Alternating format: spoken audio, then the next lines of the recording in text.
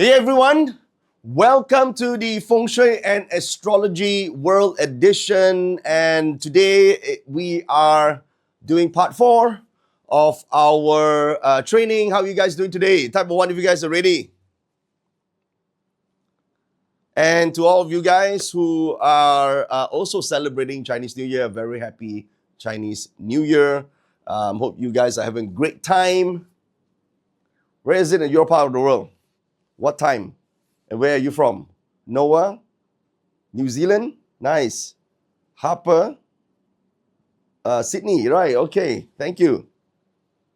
Nice. Who else? Ricardo. Where are you from, Ricardo? Where are you from? Portugal. Nice, thank you. All right, cool. And Malaysian as well. Nice. Okay, so firstly, thank you for joining me in our VIP edition. So this is part 4 and part 5 coming soon. So we're going to take whatever we have talked about in the first 3 parts and go much deeper into the analysis for the forecast, the outlook for the world through the perspectives of Yi Jing and also Qi.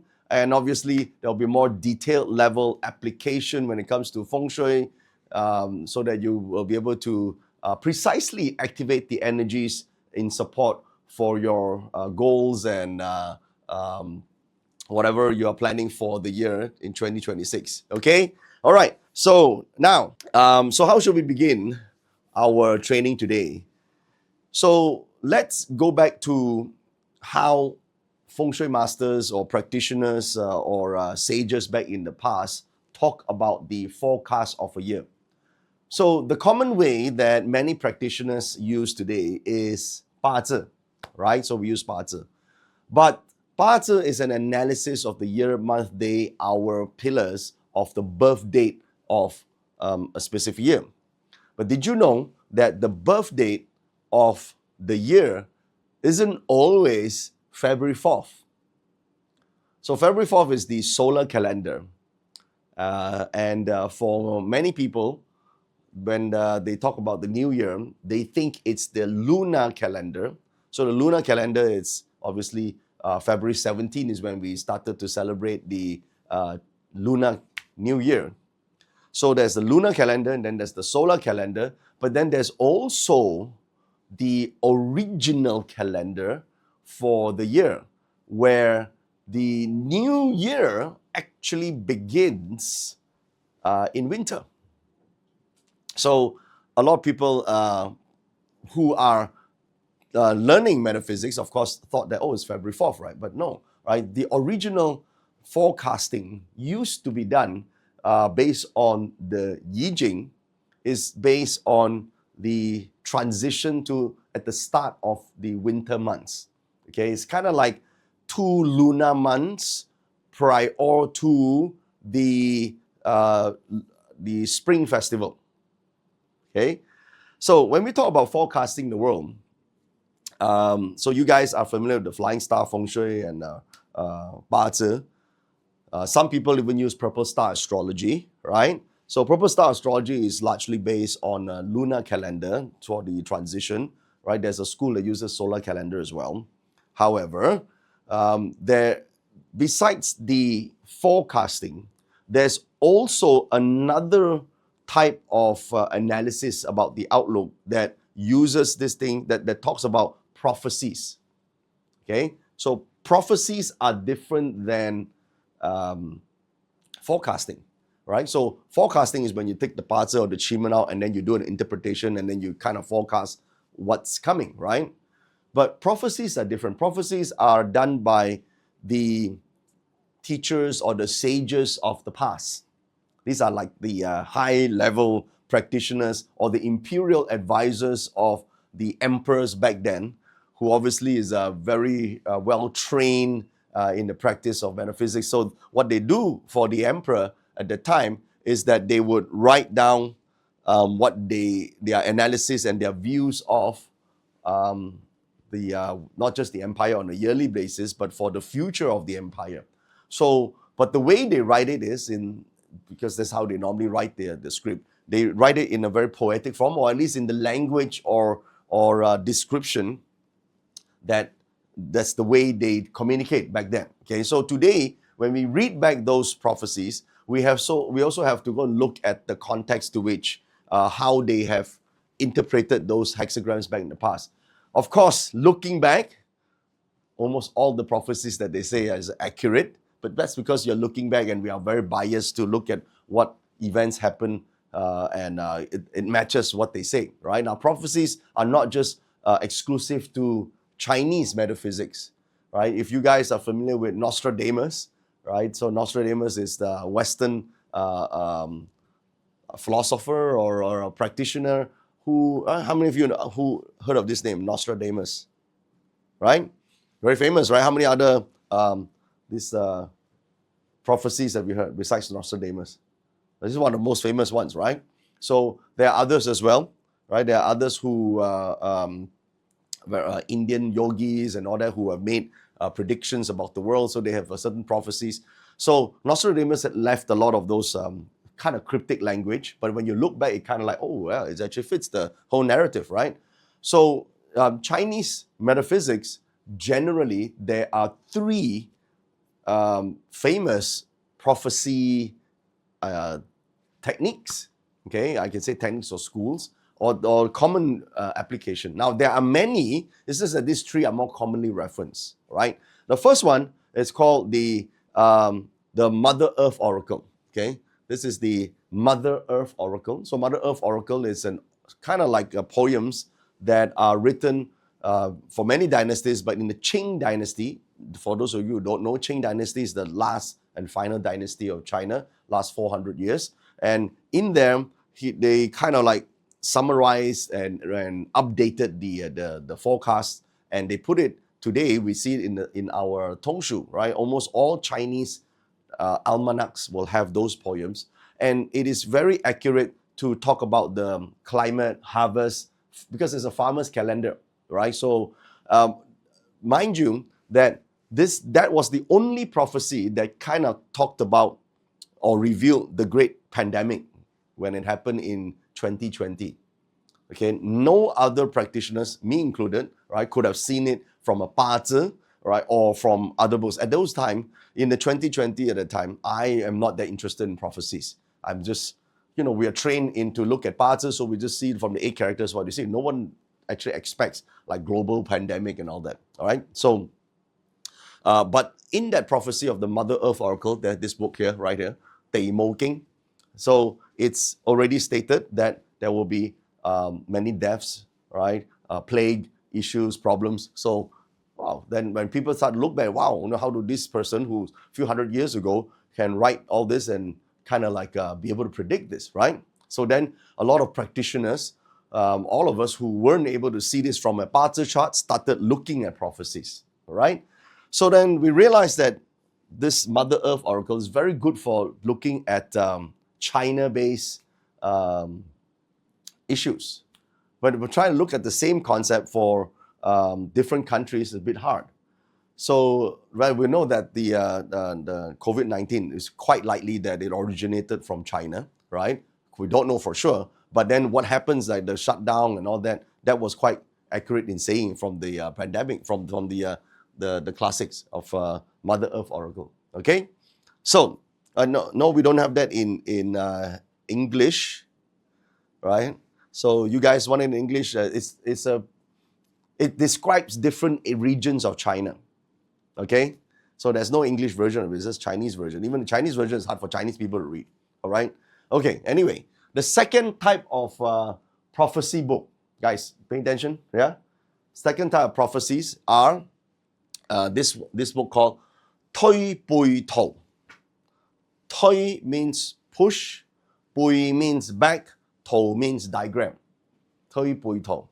Okay, so this is written in the Tang Dynasty by two very famous and renowned practitioners of metaphysics.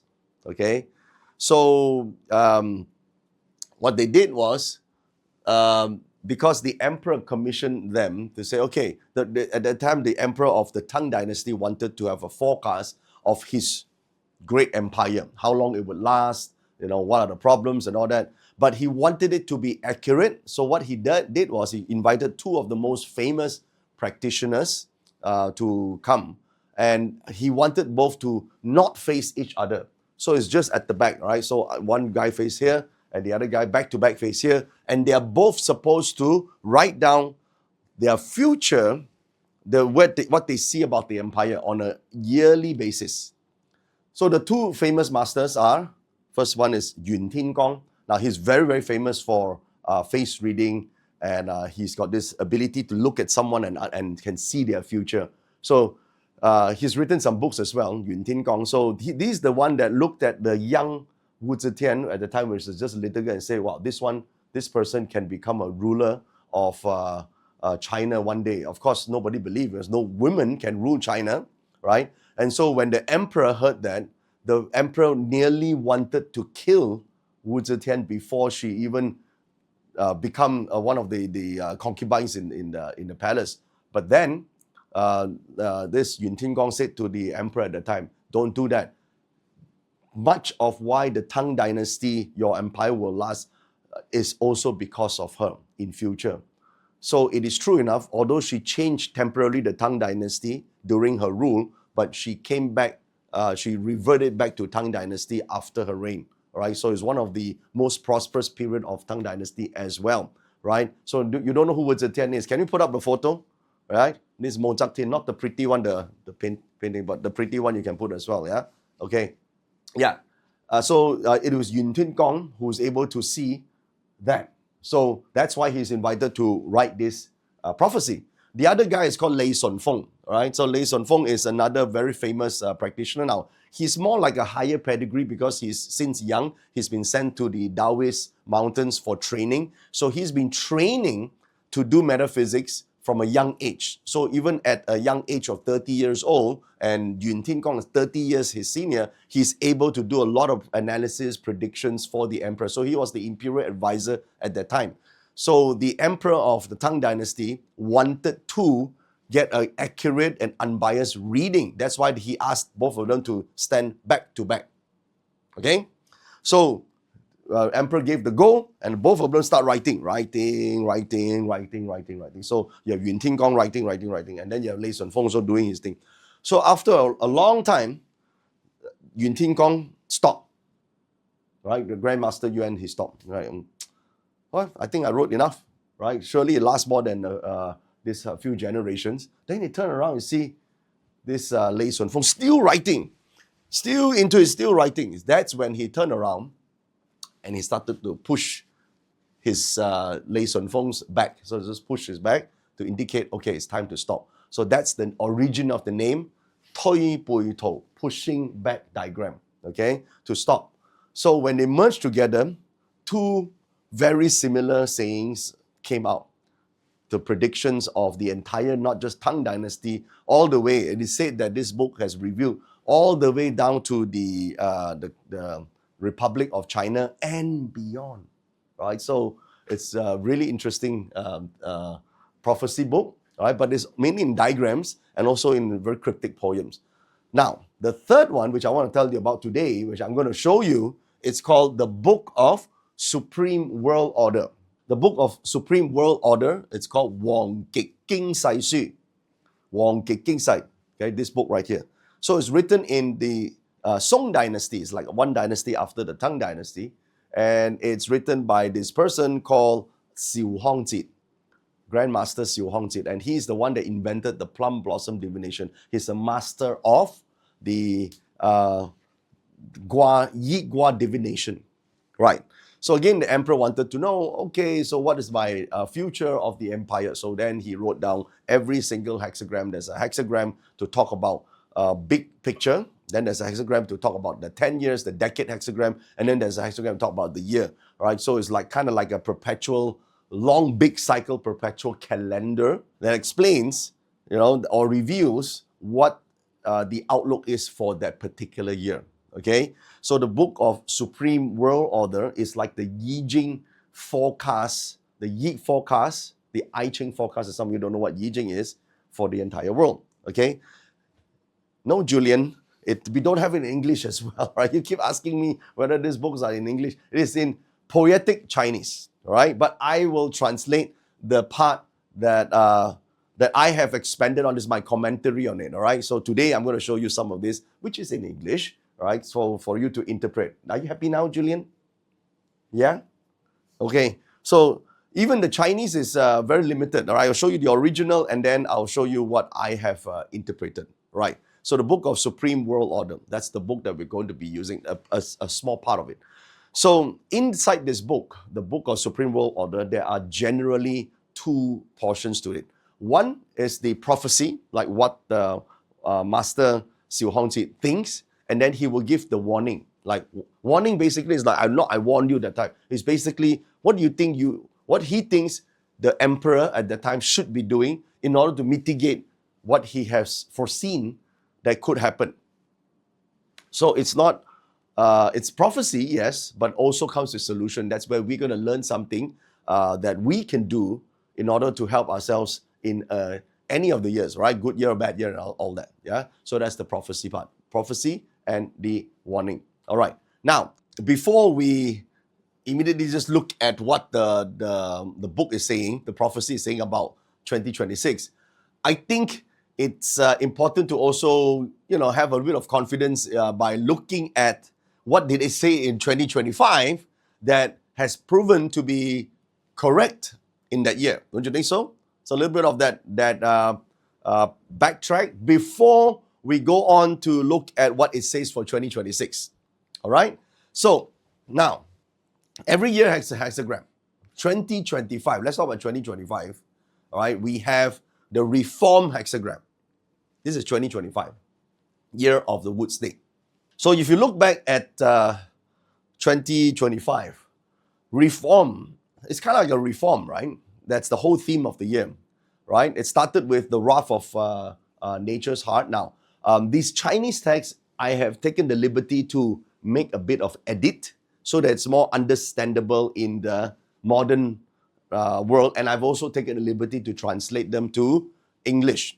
You won't find this anywhere else other than right here. But it will help you understand a little bit about what the hexagram is saying. So the first one here, it talks about the wrath of nature. When water surges, where one stood still and the earth trembles without warning, the land shall remember their strength. So what it says is, at the start of the year, the earth will flex its muscles. Now remember, all hexagram readings and all prophecy readings begin in December. Around mid-December. Third week. Because that's the time that we actually transit to the new year. So the solar calendar that we use today starts the year at February 4th. But whenever the prophecies, all prophecies, Tang Dynasty, which is 1,200 years ago, Song Dynasty, about 1,000 years, about 800 years ago, Ming Dynasty, Qing Dynasty. Only Ming and Qing Dynasty started using the solar calendar. But prior to that, all the prophecies are based on the older calendar, which is based in December. Okay? So we understand that wrath of nature. You look at the news, right? Just look at the news, what happened in the year. We could see California fire, huge fire happening, right? Then we see the Brazil floods and then the Bali floods happening, right? In Malaysia also there was a massive flash flood and then rain in Japan, right? All this is basically wrath of nature, right? Suddenly happening. Second line, it says this. The second line says, a visitor from the stars. The heavens will send a stone or a signal, and the watchers of the sky shall tremble, for they know not whether to fear or to rejoice. Now, we don't know what that is. I thought that, okay, this might be the year that we discover aliens, right? That was my view. Or maybe one of the rockets will be falling from the sky, or one of the satellites falling from the sky. Well, clearly, there was a few rockets problems with space launchers, but what happened in the middle of the year? This happened. There was an interstellar object, and you guys saw this in the news? Did you guys see this in the news? Right? The 3-eye atlas. At first, when it was discovered, this comet doesn't look like a usual comet because it's going in the opposite direction of how comets would go. And then there was this huge debate, right? You can see that on different news. They're saying that it could be an alien ship. We don't know. It came from interstellar, meaning out of our galaxy, and passing into our solar system. So this is new. This is only 3I, means this is the third one of our entire human lifetime that we actually observe something like that. And it happened in the year of the snake, right? Year of the wood snake. So when people are thinking, right, is this an alien object or is this alien life form? Big debate, right? You can search this, right? There's a Harvard professor who's adamant to believe that this is a spacecraft, right? Then of course there are some who think no, it's just a very unique comet, right? That is moving in our solar system right now. Okay, so now, and NASA confirmed is abnormal behavior, all right? And then the third prophecy, it says here, right? Look at the line. It says here, old lands will burn with new fury, and where peace once seemed distant, silence shall return, though not without cause. So at first I thought that this would mean that there's a conclusion to a big war that is happening, right? Then what happened? Then this happened, right? There was the Israel launches attack on Iran, right? And then there's the Maduro challenges Trump with drones and navy, right? And then Maduro is captured, right? The war to end all wars, right? To remove the nuclear weapons, right? To end some this problem with Venezuela, right? This thing happened, or to start new ones, right? So it started a different type of war, right? So this kind of happened. And that was just the third line. And then the fourth line in the text says this: sickness shall rise from the dust of time, old but not forgotten, and the lands of kings will weep beneath its shadow. So basically it's talking about an illness, right? It's talking about a particular illness. So I thought that, okay, what's our pandemic, right? The worst has already happened. But then came this. Look at the news. So there was this flu that's going on, the super flu that hits Europe, right? There's one of the biggest cases of measles. So there's an old illness that has resurfaced and has caused major problems, right? And it only happened in the last, never happened since last 25 years ago, right? If you look at the news here, you can see that, right? The measles cases, highest in over 25 years. Look at the news, right? So think about that. Right? It's interesting, right? And you got to, a prophecy is written like 1,000 years ago, right?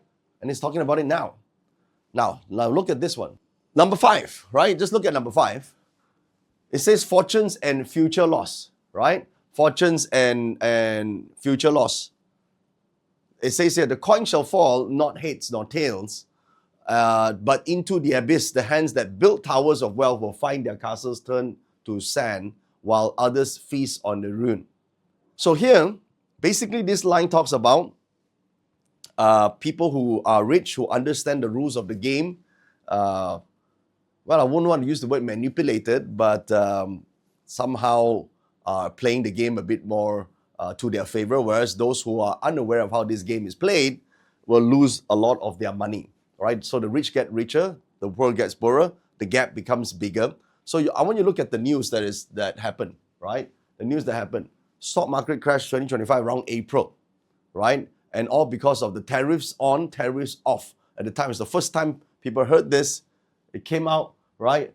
Was a sudden steep fall, and then suddenly there was no tariffs, right? Or the tariffs changed. So this kind of caused that disruption and wealth change in that instant, right? Only people who in the know made a lot of money. People who don't know lost a lot of money, right? People who were afraid of the tariffs, they moved their production somewhere else, set up the whole thing up, paid a lot of money, and then there's no tariffs, but they already invested in the cost, right? So a lot of these things happen.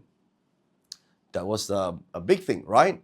So, and then the sixth line, right? The sixth line says, the whispers of the forgotten tongue. So a voice from the past will speak, and none shall understand its meaning until it's too late, except those who dare to listen. So at first, I thought that it was this, right? Because this was a big news as well. So AI was able to decrypt the old text from the I think it was the biblical text or the spiritual religious text back in the days that nobody understood. Now they can. So I thought, okay, this might be it. Then I realized one thing. It wasn't talking about this. The forgotten tongue is the whispers of the forgotten tongue. They're referring to the Epstein files, right? So, isn't it true? And when it came out, right, at first nobody listened. Back in the past, everyone was talking about, not everyone, a lot of people in Hollywood and the elites, they knew that this is happening. They say this is all conspiracy, right? But nobody believed, right? But now when the actual files came out, then you realize, oh my God, this has been happening all these years, right? So, the whispers of the forgotten tongue. Isn't it interesting? Epstein files. All right. So now that you have seen 2025, right? We cannot say it's 100%, right? By looking back, okay, it fits. But looking at the future, then is everybody's guess, right? But prophecies are very interesting, right? How do we know about the year? We look at this to give us a guide. And together with the parts, we kind of put the whole picture together to kind of prepare ourselves for what's ahead, right? So let's look at the 2026 hexagram, shall we? All right. So the 2026 hexagram is called the fellowship hexagram. Now, fellowship looks like it's a good hexagram, right? Fellowship, right? Alliance or unity, supposed to be good. However, fellowship, if you look at the context to which this hexagram was created or written at the time, it's when the emperor summoned all his top generals together, hence the fellowship. These are people who support him because at that time, historically, there were a group of rebels that doesn't support him. So the supporters come, they're discussing to form this fellowship to annihilate those who don't. That's what the hexagram's history is about, okay? So this hexagram appears whenever there is an imminent preparation of huge conflict coming.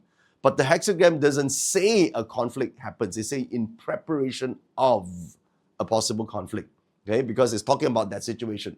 So that's what the fellowship is about. It's about that identity. You identify with a group. The problem with identity is it unites those who identify with you, but also separates you from those who don't identify with you. So identity becomes a problem because fellowship represents people who form blockades, right? Their own blocks of ideologies, right? So this hexagram is quite interesting to be seen right now. As you can see, the world is very divided, right? Very divided. Those who support, those who don't, right? And a lot of chaotic things are happening as a result. It seems that it is on the verge of conflict, right?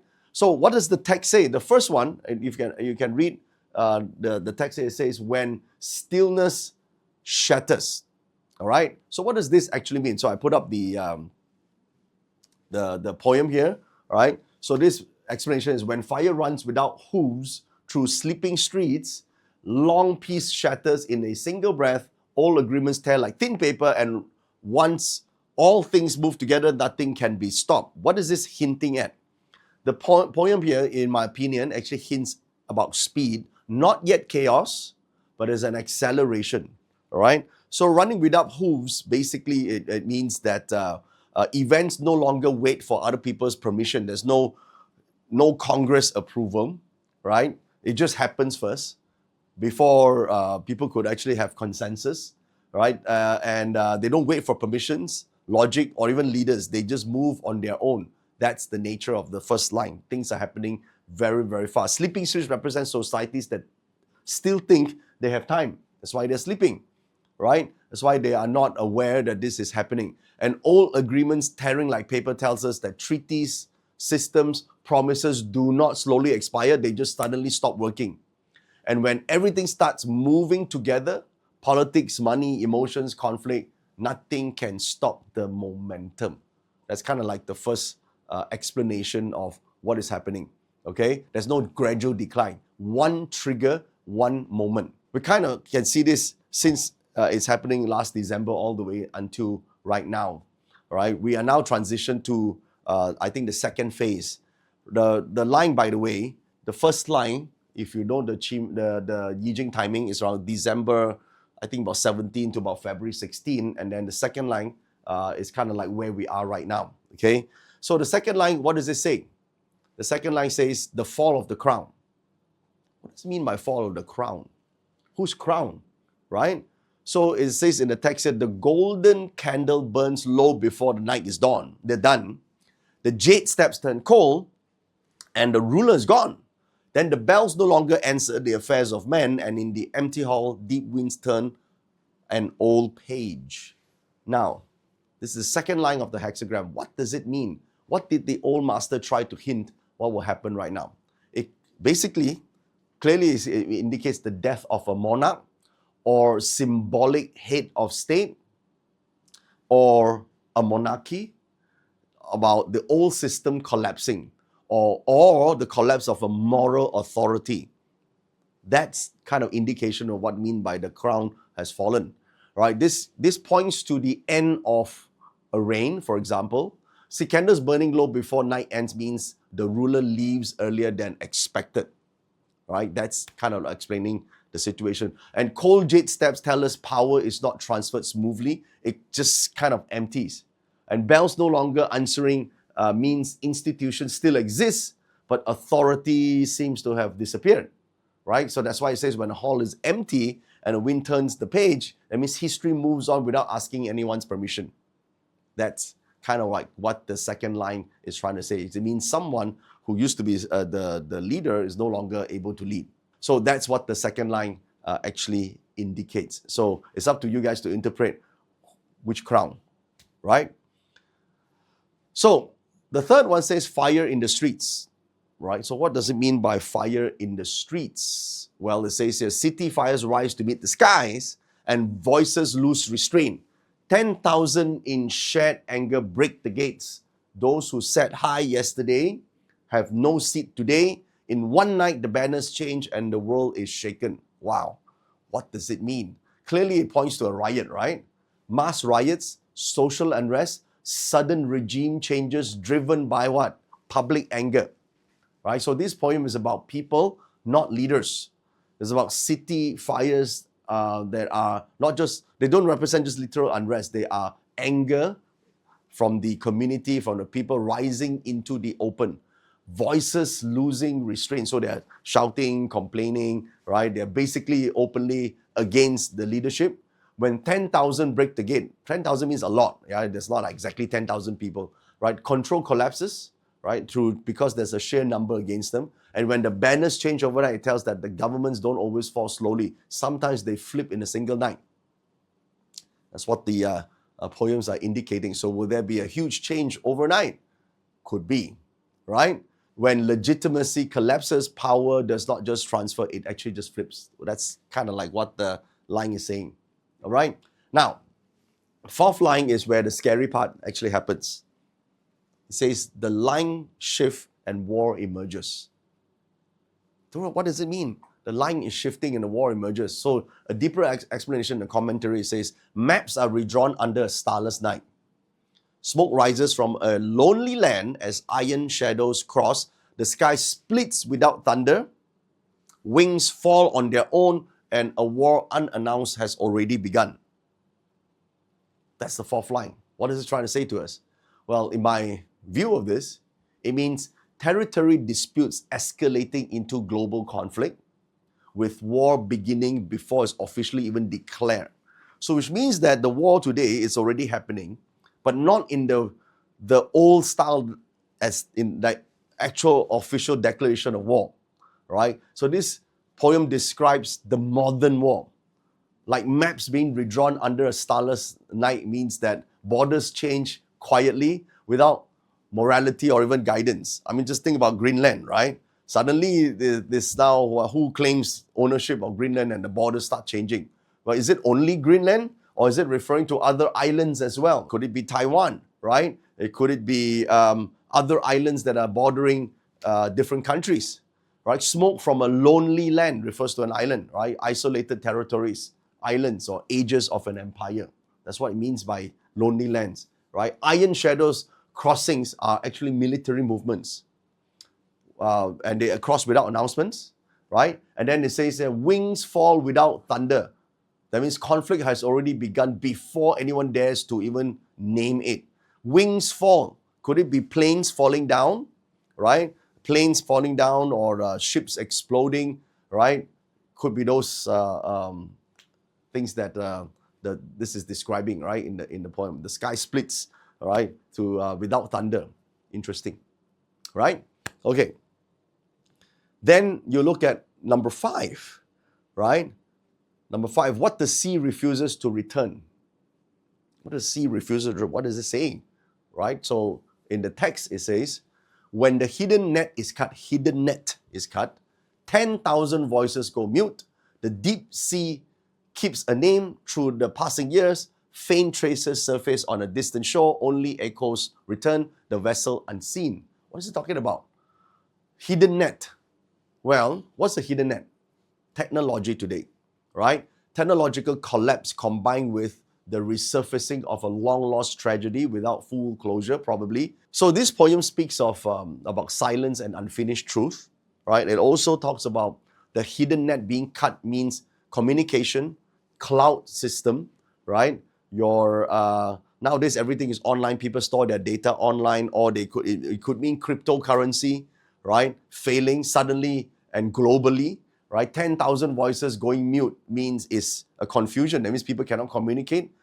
They have isolation, not knowing what is real and what is not, right? So that could mean that there could be cyber security issues, or there could be a major cyber attack, for example, because that means it's a hidden net, right? And the next part is the deep sea keeping a name that tells us something lost was never forgotten. Could it mean that it's referring to 12 years ago, right?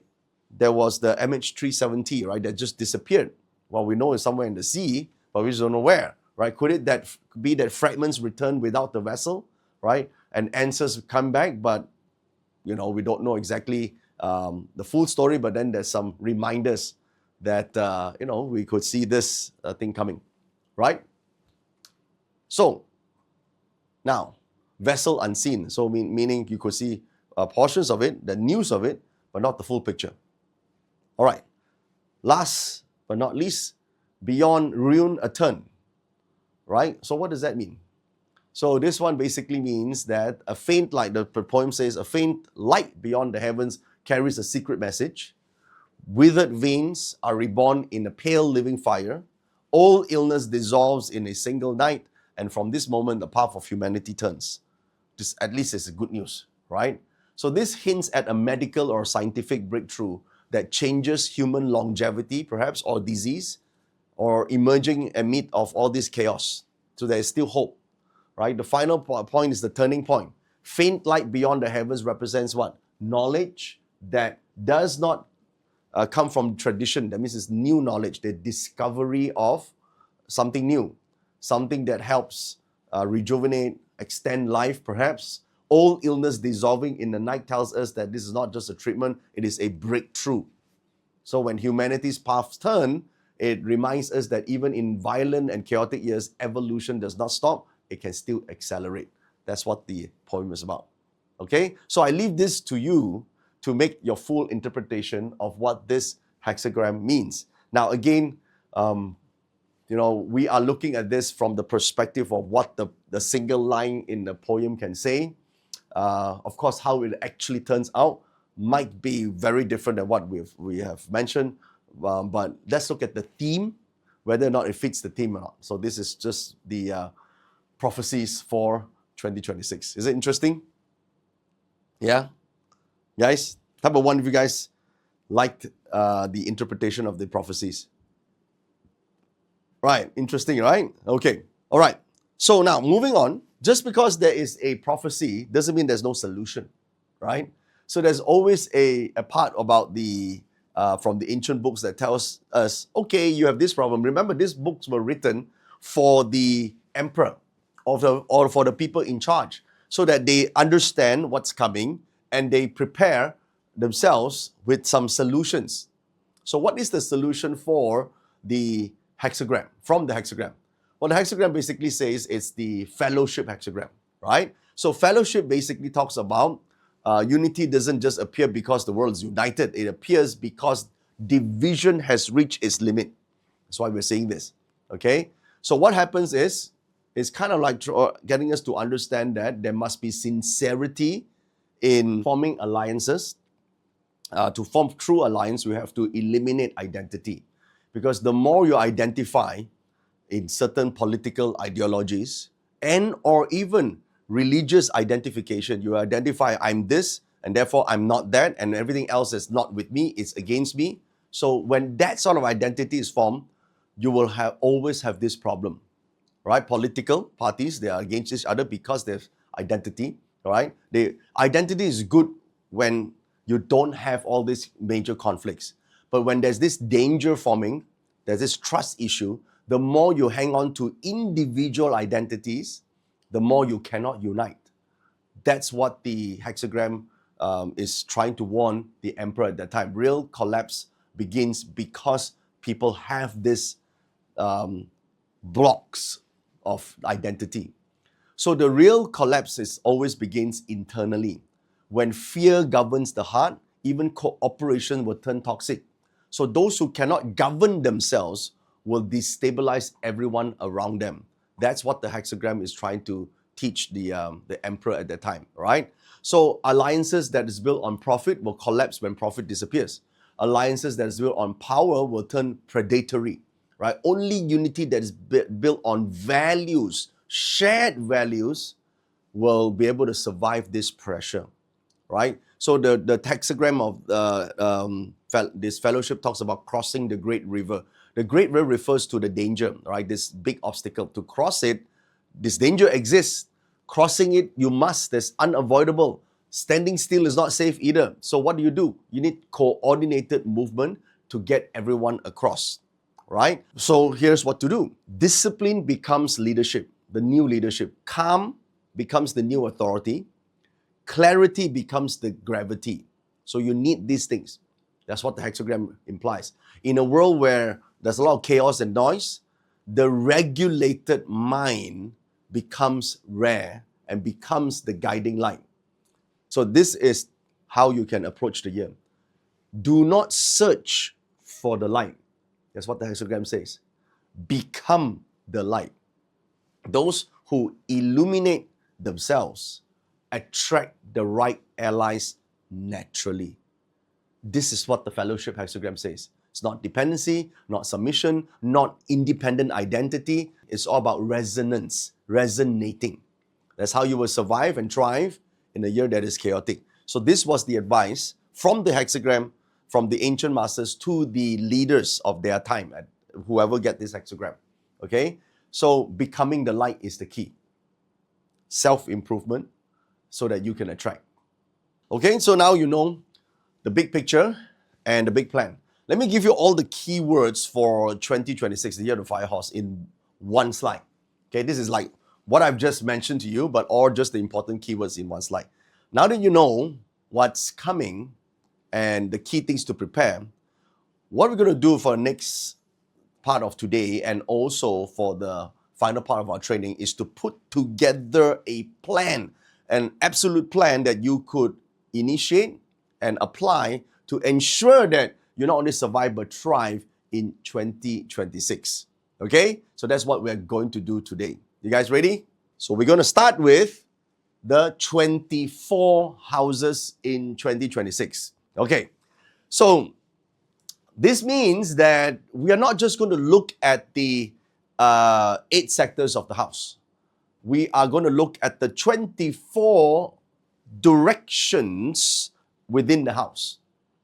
So obviously this part requires you to be able to demarcate a house using the 24 mountains, right? So if you don't have the 24 mountains, it's going to be a little bit difficult. So you need a floor plan and you need to have that template superimposed over your property, the 24 mountains. Now, if you don't have a 24 mountain template, then you could download this simple one right now. You see on your screen.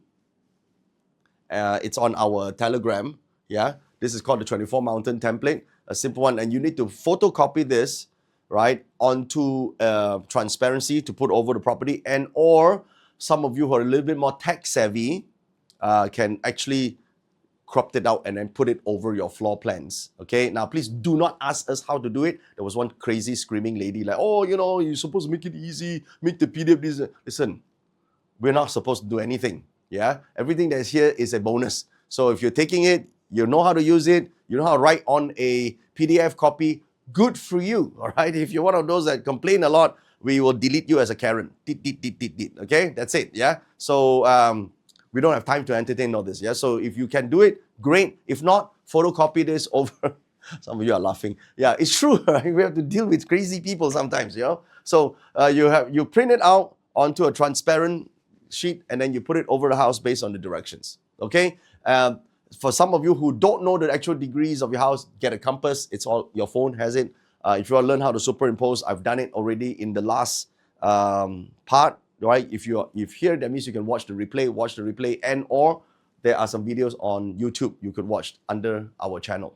Okay? All right. So without further ado, let's get into the 24 houses. So I'm talking about a property. So this is a property. So this is a floor plan of a house. You find the center of the house.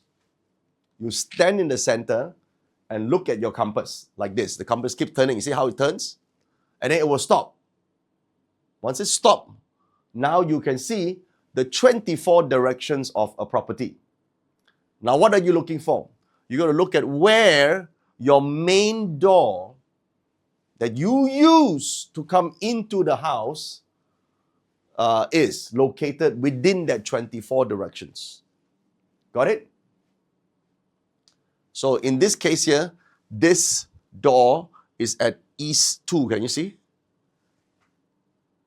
So let's look at another example, shall we? All right, so here's another example. This is an apartment unit or a condo unit.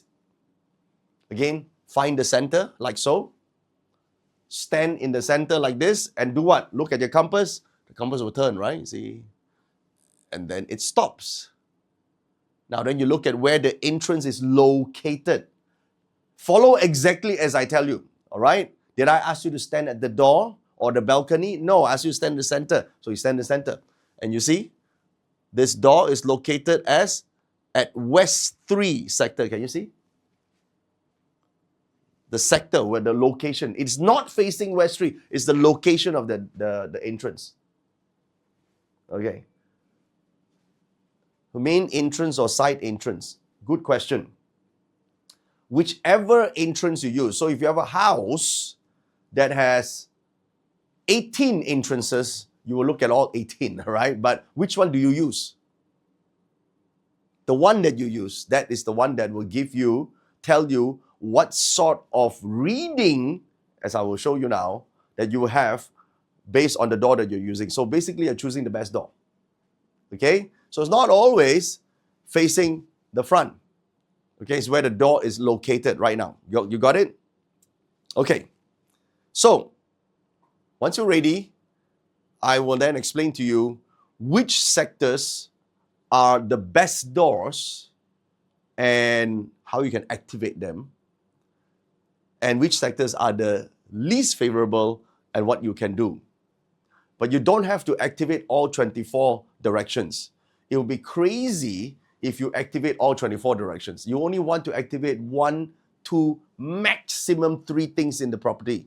Because it's kind of like taking medication. Even if you're taking supplements and you take all the supplements, you'll go crazy. You'll die.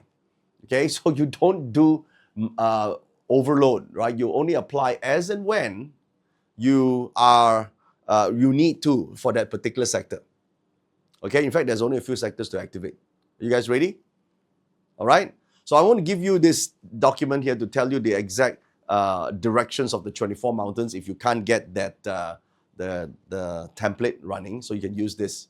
All right, right here. You can go to Telegram. Guys, put it in the Telegram right now. Now I'm going to show you this just on the screen. I'm not going to send this to you because it's complicated. Not everything is useful to have, but it's just for you to know. This chart here that you see on the screen right now, this is called the auxiliary stars plus flying stars of the year, okay, for the 24 directions right here. Okay, so what I'm about to use here is the entire combination of auxiliary stars plus the energy mapping into these 24 mountains to give you this reading. Okay? So, long story cut short, there are 5 categories of houses. 5 categories. The best and the worst. So how do we know the best? It's very simple. If your door, your main door that you use, that come in, is from one of the best, that means you're going to get the optimal energy for your property. If you cannot use the sector that is the best because there is no door, you're not going to create a door out of that area, then what you're going to do is you might want to consider activation. You got it? So the best choice is do what? Is to use one of the doors that are located in one of the best sectors. Okay? Now, some of you are asking a lot of questions. Listen, if you just listen, you will get the idea.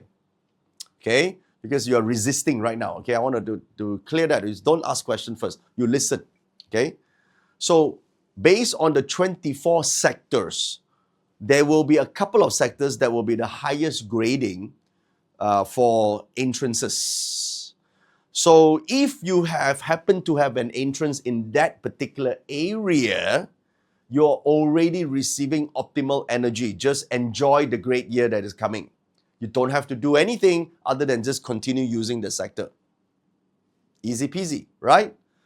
In the event that you cannot use the sector that is positive, then you may consider activation elementally using a Feng Shui setup. But activation is never as good as natural application of energy. Natural is the best. Okay, that means naturally you're using the optimal sector. Okay, all right. Now to answer another question here, what if the door is in between? All right. So this is a dilemma. Obviously, it's in between the sector. Firstly, if it's truly in between, there are symptoms, right? A door that's located in between sectors, the family usually have mixed energies, right?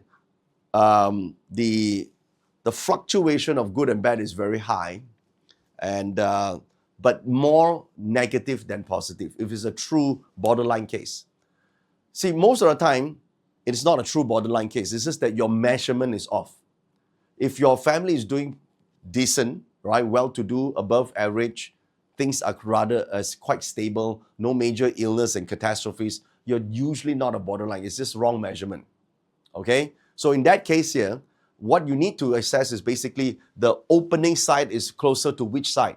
If it's closer to the one side, then you just consider that's the main energy. If it's right in the borderline. Okay? So that's what you do in case you have a borderline case. But most of the time, people actually don't have a borderline case. It's just that they don't know how to measure the house properly. Okay? Because, come on, like 80-90% of you guys are amateurs in this, so you're probably not going to get the full accuracy, right? So try and get as accurate as possible in order to get the reading. All right? Okay, let's talk about the best houses here, right? The best of the best of the best that will get the optimal outcome for 2026 are the following houses. Are you ready for it? Here it is. These 4 subsectors: East 3, Northeast 1, Southwest 1, and West 2. Surprise, surprise, right? Some people would think, oh, why is it not Southeast? That is what we talk in the what we call elementary level. On a higher standard, in optimal level, when a sector of the door is located in one of these sectors, the energy received, it's more pure, it's optimal, it has the strongest vibrational energy for the property. So these are the 4 doors, only 4. Okay? So I call this the highest grade. So again, let me explain. If your door is in the East 3 sector, right? The East 3 sector, a lot of opportunities will come your way. The East 3 subsector has its doors, opportunity opens almost effortlessly as the right people appear at the right time, right place for you, right? The whole house, right? So it's kind of like a good fortune is awakening, and right people appear to assist you, to support you, almost unexpectedly, and help will arrive even when it's not requested. So which is good, all right? This is kind of like the golden window of opportunity.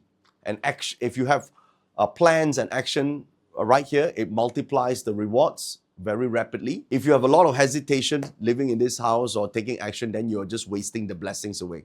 So say yes to the opportunities to benefit from the energies here. Now it's only the East 3 sector. East 2 and East 1 is not going to get the same effect.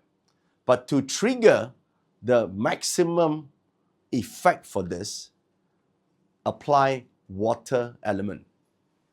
That means you're going to use water. Best choice is external water.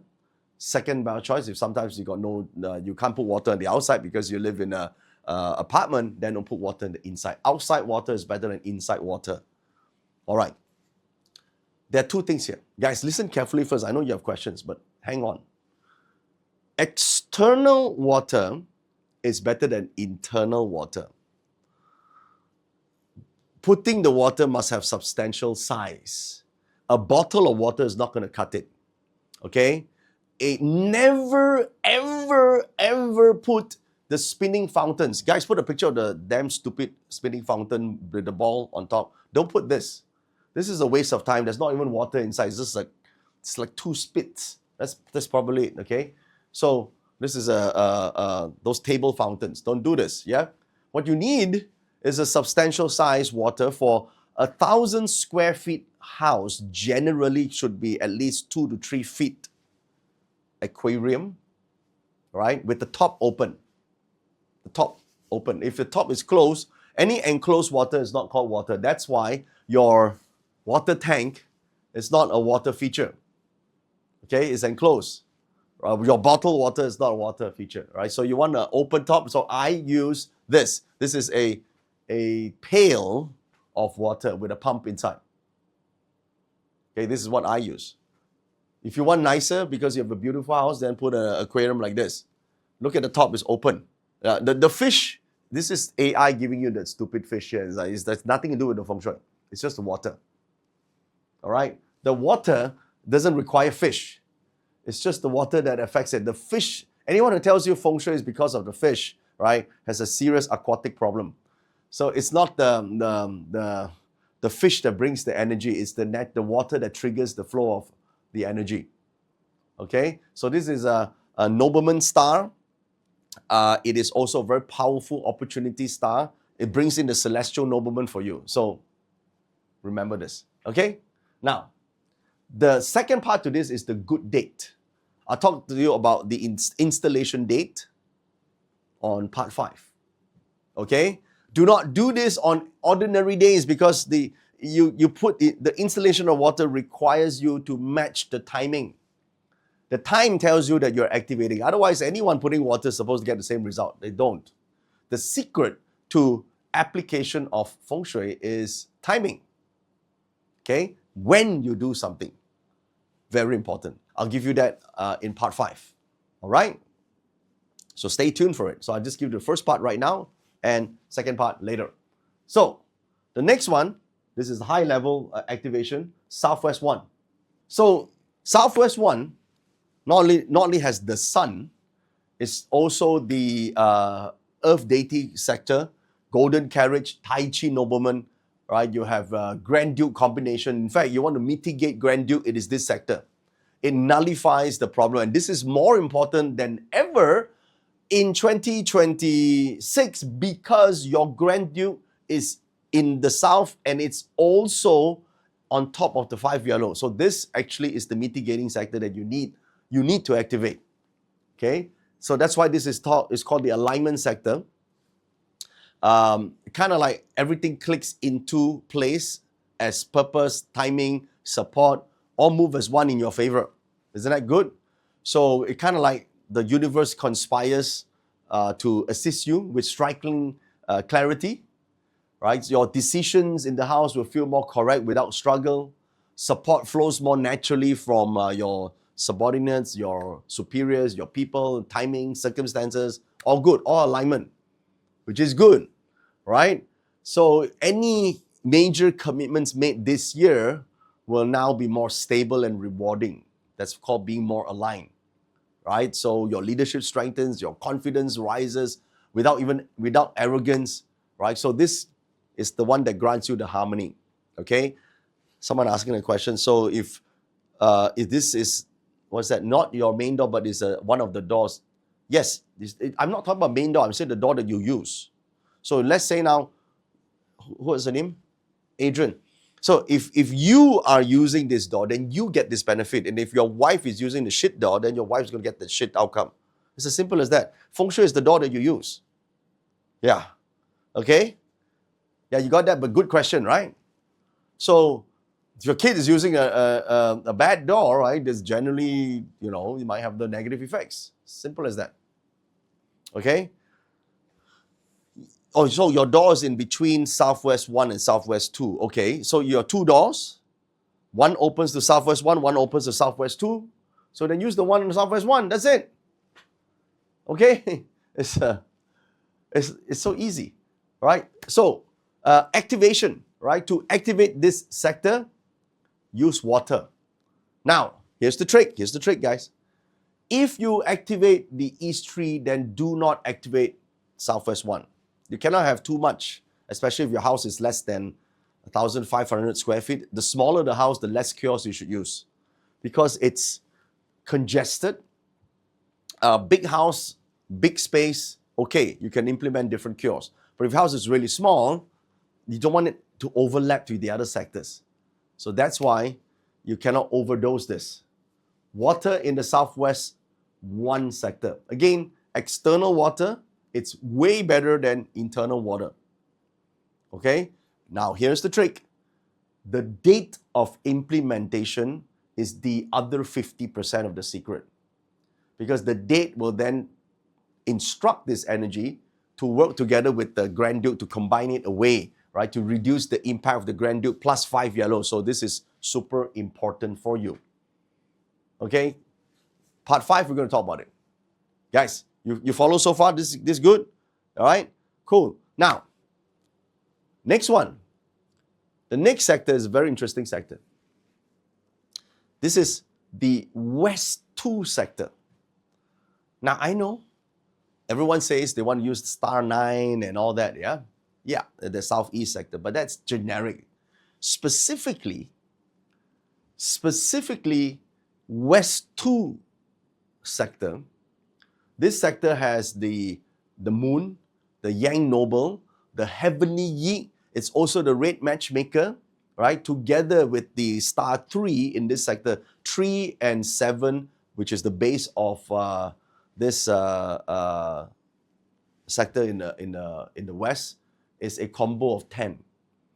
So don't be like, a lot of people look at the shallow surface level. Oh, star 3 is arguments and dispute. No. In this particular sector, it's called breakthrough.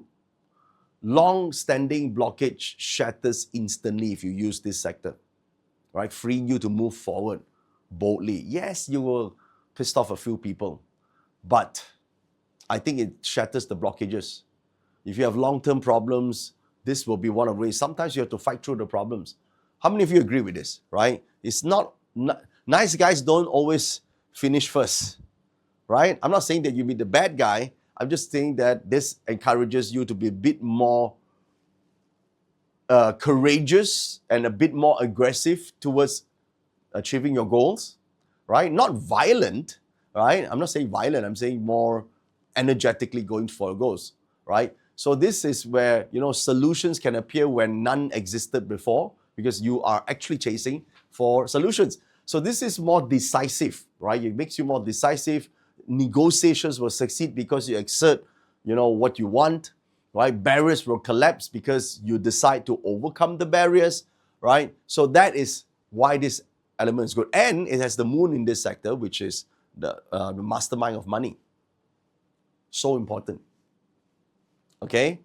So the combination here is highly favorable. In period 9, this is the base is star 2, which combines with the 7 early heaven fire together with 3. 3 combines with 7 again. You get both early and later heaven together.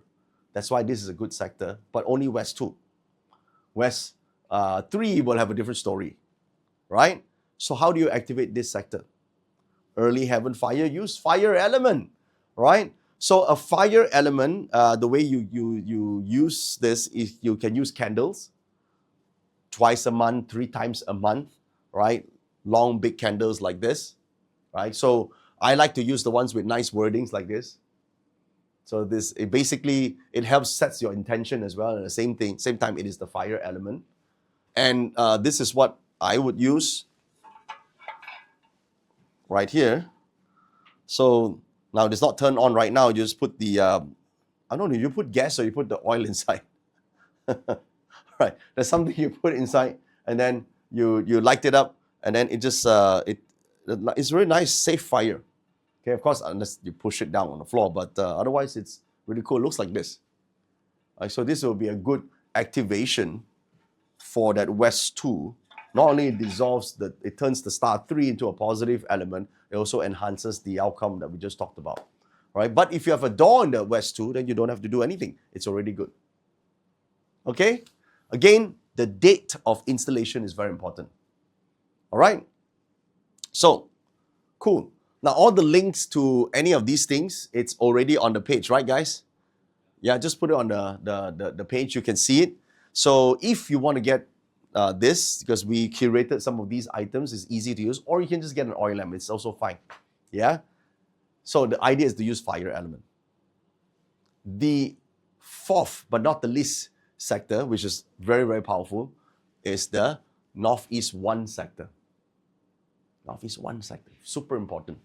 So the Northeast 1 sector has the dragon virtue, it has the national treasure, right? It has the emperor star, and not only that, it has the Taiji nobleman, and not only that, it has the star 4 in this sector at the same time. So it's all the positive energies in one location. And the key word here is elevation. Your influence will rise, your authority is recognized, right?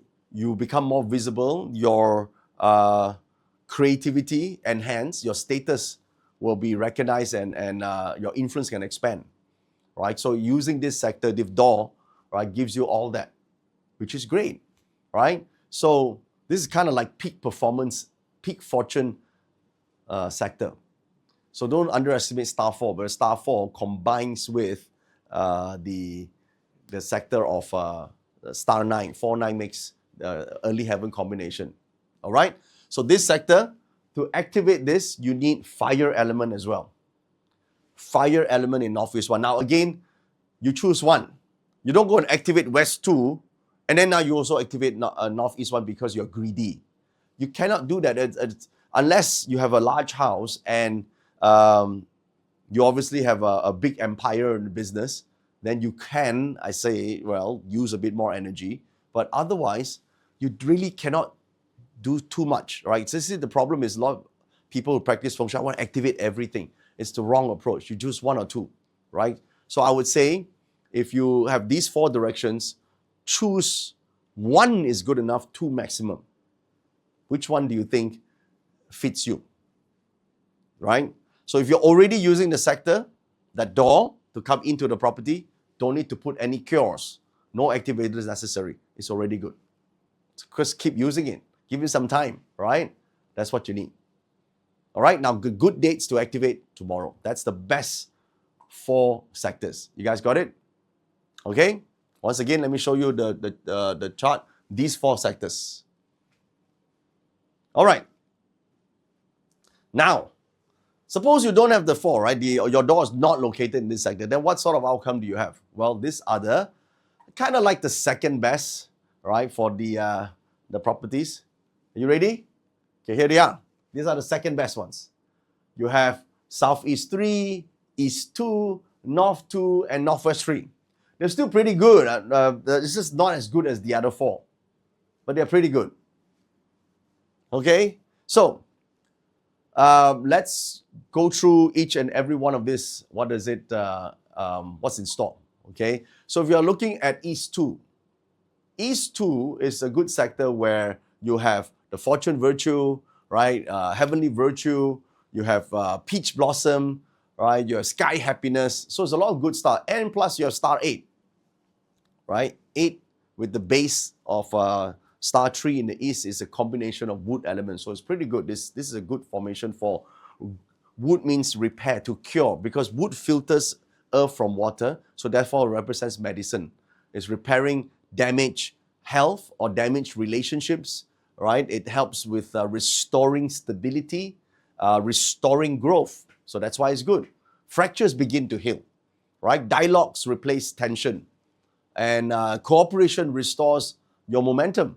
That's why it's favorable for any reconciliation, right? Any healing work, teamwork, for example, rebuilding trust, misunderstandings you want to clarify so that progress can happen once again. This is the sector. Okay? So the key word here is about repair. That's why it's good. So if you want more of this, if you can't have a door here because you're not entering to the house, right? Because you're already using it, then this is like kind of like your forecast for the year, right? So best is you use it. But if you don't have a door there, you can't just open the wall and break a door, right? So what do? Activation. What is the activation? Fire element. So use the Ignis, this, put it there. On a good date, start it. You don't have to do it every day, right? Once, twice, once a week, maybe 3 times a month, for example, keep the fire on. Activate the element. That's one of the ways you could trigger the positive energy to flow through the whole house. Okay, so this is the first choice. The similar level, next one is the Northwest Tree sector. So Northwest Tree, you have these following stars. You have the Duke Branch Virtue, right? Duke Branch Virtue. You have the Yin Noble. You have the Jade Hall Wealth Star, right? You have the Monthly Virtue Star, and you have the Yin Noble Star. All these are very powerful formations. Now, one may think, but this is too black. This is the negative illness. Not in Northwest Tree. Northwest Tree, star 2 in Northwest Tree that we discussed in part 3, in this particular sector, actually bring forth renewal. It brings forth the wealth aspect, the true Jade Hall wealth star. Old burdens will renew, will release their grip. Clean progress, restored confidence, right? Energy will refresh naturally because 2 is about growth. Your momentum grows steadily once again. Right? Optimism return.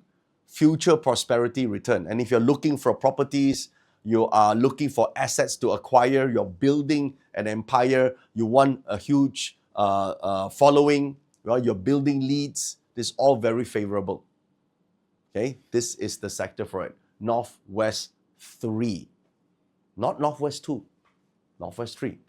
And the use in this sector is actually fire. Now, I know you're probably thinking, damn, you put fire here in the Northwest, it's star 2, you're going to activate star 2. To the untrained, this seems dangerous. But to the trained person, this particular activation actually enforces the Yin Noble, the Jade Hall, right? All these are also earth-based elements, not just the star 2. And you get the positive aspect of the star 2 in the Northwest sector. Okay, but only in the Northwest 3 subsector. And you must use a good date. Okay, so we'll talk about a good date in the next part. Okay, you prepare first. A fire element can just use candles, right? And all this fire component. Again, I wish to stress this again and again and again. Do not do all the activation once, right? If you have properties to buy and sell, then this is the sector. If you don't have it, then don't do anything. You don't have to activate the sectors, you know. Right? Okay. Next one. The North 2 sector. Now, this is very important sector. Okay? Why? Because this sector is also the 3 killings, the core of the 3 killings. So when we talk about mitigating the 3 killings and turning it into a positive aspect, we have to be very careful with the application of the elemental cure. So it's also stated in the old text, or as an old saying in Feng Shui, Yu Fai Fat, Dao Sam Sat. Want to get rich quick, you must fight the 3 killings. Now, of course, this is too preliminary for us to talk about fighting the 3 killings. I'll talk about merging, transforming the three killings to something positive. All right? So turning the three killings, which is kind of like three, you want to think of three killings as three aggressive gangsters, right? So gangsters or minions, they can do bad things or good things. If you rule them well, they can become powerful assistants, right? But if you don't, they become a nuisance. They become obstacles. So knowing how to activate them can turn, unexpected visitors bring timely help to you. They can bring resources to you. They can bring information that shifts your life, right? So by activating or triggering the energy in the right way, you can kind of summon help when you needed help, or you have visitors that will bring you all the information, opportunities that you need to shift your situation quickly and favorably, right? Or certain cooperations that you need from the people, right? They are not the high-ranking people. These are the lower-ranking people that can get the job done. Cooperation, fortunes flow through people here, right? So these are getting all that support, especially when it comes to politicians and people who need power. These are your followers. These are your minions, all right? But you have to be very careful with this sector because it's also not just the three killings, but also the year breaker, right? But at the same time, it also have month emptiness. So if you can use this sector well, you will activate month emptiness, which is good. You turn negative situations into positive, and then at the same time, you also have this star called the Imperial Advisor. All right? Imperial Advisor is great. You get great advice. So triggering this correctly is the key. All right, I'm going to tell you the element now. The element to use for this sector is water. Okay? The element to use at this sector is water, but how you use water at what time, I'll tell you in the next part. Okay, now I'll just tell you what to do. So you can use water like this. Still water with a pump that moves the water, but not fountains, not table fountains like this, not waterfalls. Like, people have a rock, like you put a picture of that rock waterfall people like to put in the house. Don't do this. This will be a negative trigger. Okay? If you have a crying wall, like this is called crying wall. Put a crying wall picture, right? Crying wall. This year you have this star called Tin Hope, crying star. And you have crying wall. Confirm many sad events will come. Grievances, sad events, setbacks, breakups. Don't do crying wall, all right? Important. So be very careful with the three killings, right? Otherwise you will activate the negative side, which is obstacles, obstacles, obstacles, all right? Don't do that. Okay, now, last but not least, the Southeast Tree sector. This one is really good. I almost wanted to put this at level, the highest level, right? But it's the attributes that comes with it is not like the best of the best. So it's still really good, right? It's about reunion. The energy is for reunion because you have the Duke Prosperous Star, the Thriving Star, you have Surpassing Path, you got Clan House, right? Which talk about grouping together, right? With family reunions and all that. Right, you got Heavenly Chef, who is good for eating and celebrations. So that's why it's not like money making sort of thing, but it's good for reconnecting with family, right? Reconnecting harmoniously with relationship, where someone from the past can return to you, carrying help, giving you answers, right? A door that you thought was sealed forever, maybe with a lost relative, right, or a estranged daughter or son, comes back. Right? The past returns with good news, not as a ghost, but as an opportunity, right? Or people friends that you thought disconnected, now reconnects with you, bringing good news, right? So it's that sort of thing. A familiar connection that you thought was bad, but comes back with new insights, new opportunities, brings you things that you didn't expect. Okay? But how do you trigger this energy? Fire element. Fire internal, yeah? You put external, you can't put the fire because the wind will just eliminate it. So you have to put internal fire, all right? So unless you have a nice fire feature, right? Our feature here, this you can actually put it outside if you want, but inside works the same. Or you can use candles, all right? Don't buy the 2-hour candles, right? You get the big ones like that they last a day at least, so the energy is stronger. Okay? Or you can use this, all right? All right, so that's the second best. Okay? And you know the activation, the dates later. Now, then I'll give you the above average but not the best. All right, above average but not the best. These are I kind of like the middle range. I'll show you now the chart. This one's. This is still okay. It's not bad. It's still okay. Right? You'll see here is the Southeast 1, Northeast 2, North 3, West 3, South 1. Now, a lot of people are worried about the 5 yellow. Oh, you didn't talk so much about the 5 yellow in the part 3. That is because I got to leave it to here, because you will see that not all 5 yellow is bad. South 1, for example, is still okay, even though that South is 5 yellow. Okay, so let me explain, right? Each and every single one of this, how you can use it to your favor. All right, take note of this. Now, let's start with West 3 first, right? West 3. So you have West 3. I would say that the energies are it's above average. It's not the best of the best, right? It's kind of like a second chance type of energy. A second chance appears. Second chance in relationship. Second chance you made a mistake, but someone gave you a chance. But success really depends on whether you have learned from the past, not repeating the same mistake. Second chance is for people who are genuine and sincere, right? They made a genuine mistake, but they want to, basically, they failed once, but they would like to be given a second chance. That's what it means. It can be in a relationship, can be in a career, can be in your school, can be in your health, even a second chance to live, right, through a very difficult illness. So it's good news in that sense. But why is it not part of the highest category? Because in my view, a second chance implies first a failure. You have lost something or experienced something that's not good, then you get a second chance. I would rather not have that problem, right? So that's why I would consider this a kind of like the just slightly above average. The reason why you could get a second chance is because this is called the Duke Virtual Combo sector, along with Star 3. So Star 3, first the pain, then the relief of the pain.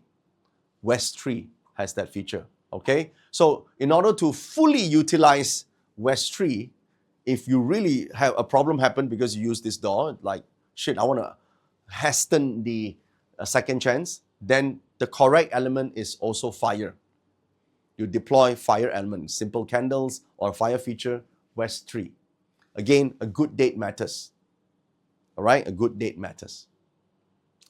Now, then you have North 3.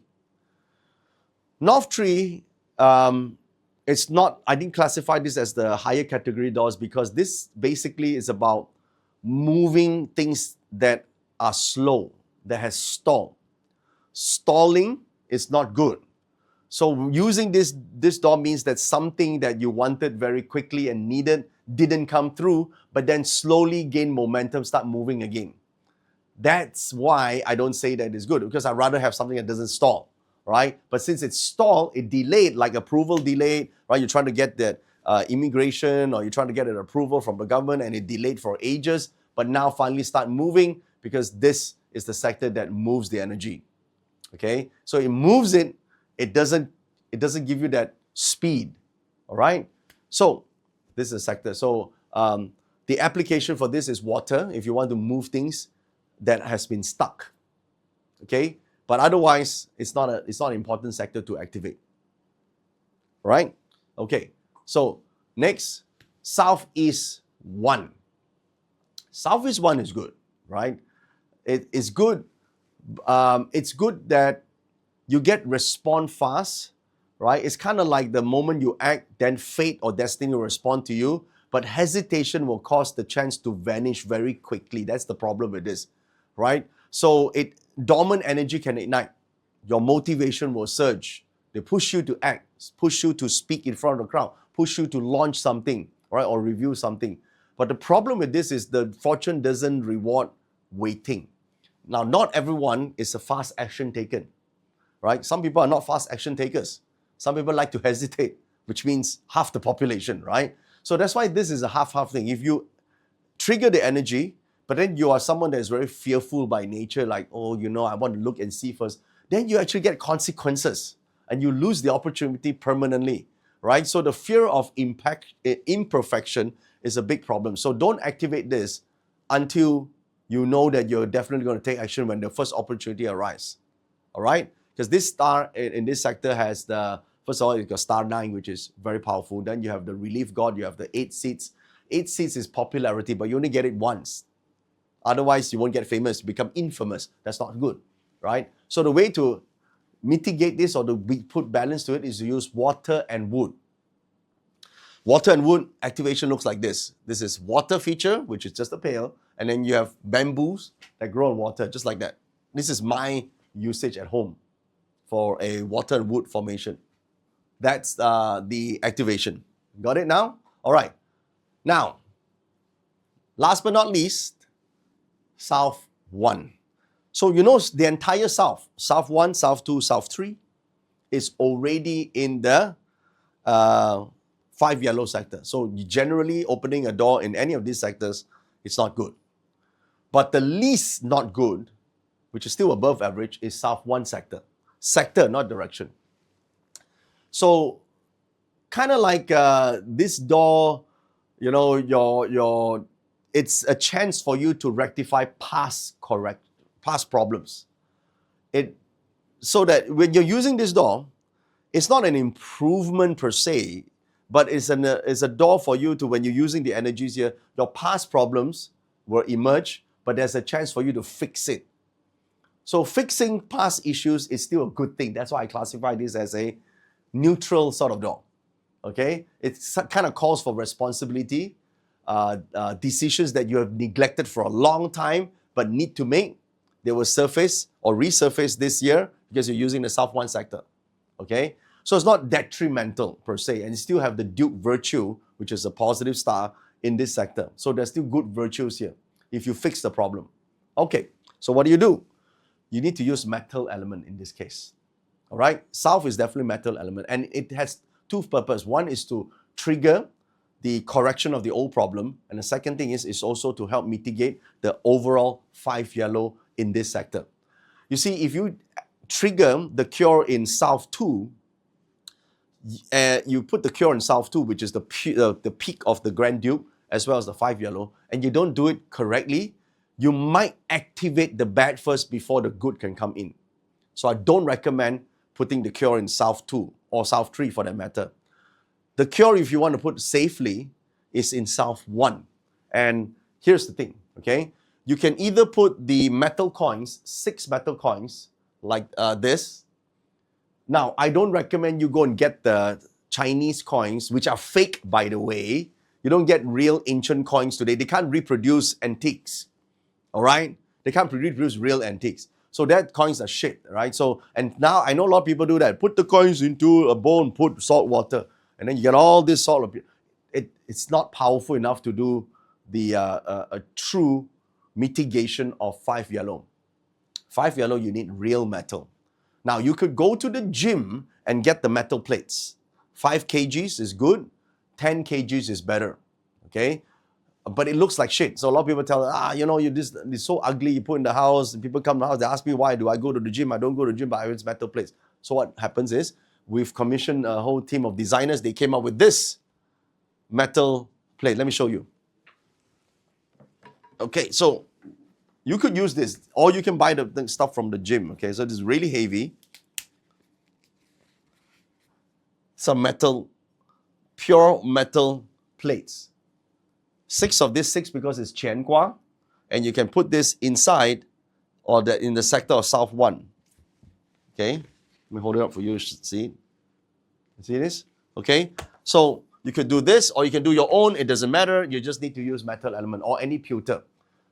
Now here's the trick, guys, listen.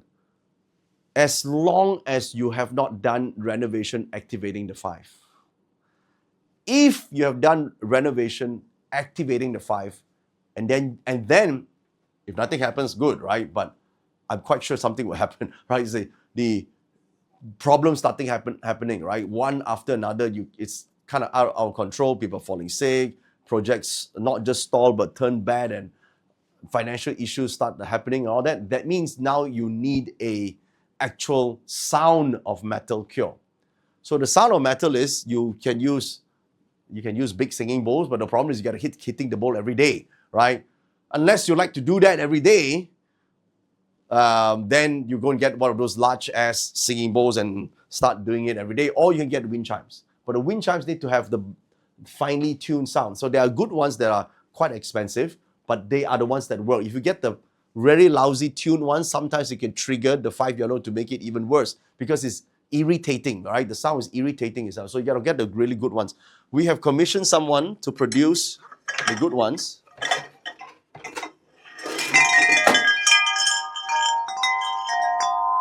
See the sound? I think I put it near my mic. You can hear it. These are well tuned. They're expensive though, but they're very good tuned 6 rods wind chime that can be used to mitigate an activated 5 yellow. Okay, so you don't have to get these ones. You can get any ones, but if you want stuff that the team has produced and curated, you can do that. The links are on the site. 5 yellow. Okay, but only for activated 5 yellow. Otherwise, it's an overkill, right? That 5 yellow is not activated. Don't go and disturb it. Right? So you want to do this at the Duke Virtue sector, at the South 1 sector. Got it now? Okay. Now, the rest of the sectors obviously are not very good. All right. I'm just going to show you, but I won't go through every single one of them.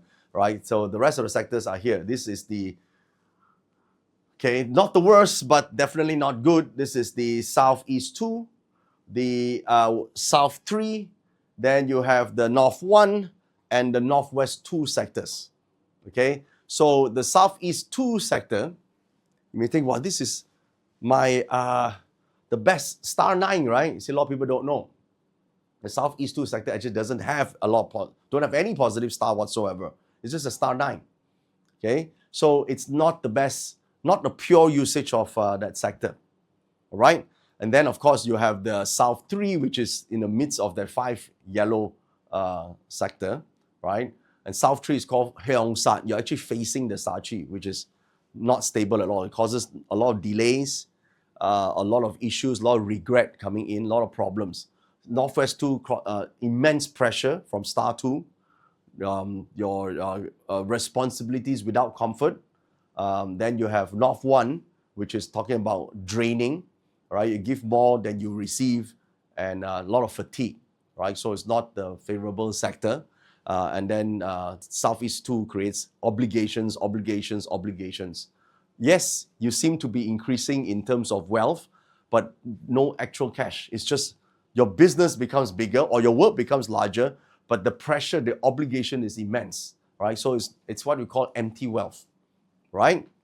So the application of this is be careful with this usage. Again, I would focus on activating the good than using this. And last but not least, these are the worst sectors. Okay, I'm not going to go through every single one, but the worst of the worst will be South 2. Okay, you see that South 2 is like the peak of the element, right? Then you have Northeast 3 and East 1, not good. Then you have West 1, Southwest 2, Southwest 3 sectors. Okay, so in general, these are not good. Now, you don't have to cure them, just activate the good energies, right? And South 2 is activated, South 2 or South 3 is activated. Activated means there's renovation happening on the ground. The worst is South 2 because that's the Grand Duke sector. So any groundbreaking, even from your neighbor from the opposite end, he or she lives in the south, your south direction, and they renovate their north, your south is activated. Right? In that case, immediately south of metal. Do not waste time. Okay? So these are the sectors that you need to take note of. The other sector that you should avoid major renovation is the north, because the north is the 3 killings: surgery, accidents, bleeding, betrayals usually come from the north sector. But if you want to mitigate it, North 2. So in general, the first 3 parts, they're all pretty good. The final 2 sectors, and once again, I'll list it right here. These are the sectors that not the best. Okay? relax. If your door is in that sector, we will talk about mitigation and cures in part 5, all right? We'll come to that because I want to talk about the good stuff first, right? Okay, so relax. We're getting there, okay? We're getting there. We talk about activation. In fact, even if you don't know part 5, you just do the activations that we just discussed together with the good dates is already good. Sometimes it's just not about mitigating the bad. It's just about enhancing the good. You still get a good outcome. All right? Oh, and just in case I forgot, yeah? Part 5, it's... we're doing it on the 15th day of Lunar New Year, right? Yeah. I just can't remember dates. Okay, so just in case, right? 3rd of March is also a major lunar eclipse.